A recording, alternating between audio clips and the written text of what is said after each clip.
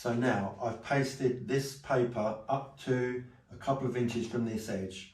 The reason I'm not going right up to that edge onto that paper below is if I did that, when I pulled the paper up, this paper would be sitting in the paste.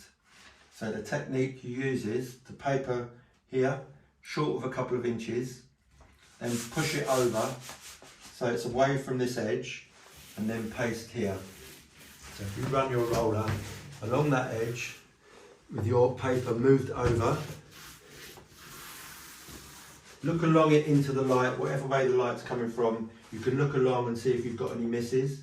I haven't. So now I'll fold my paper. I'll make this look easy.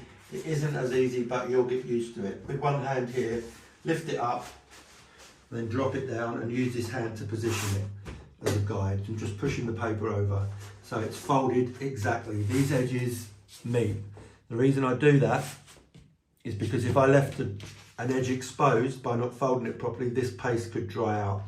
So I fold it on itself so the paste is inside. Now as I pull this up, I'm pulling this up into dry paper.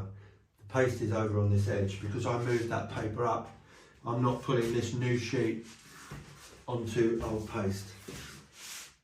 Keep paste off the front of the paper. You can wash it off, it's not a problem, but it's much easier if you keep it off there in the first place.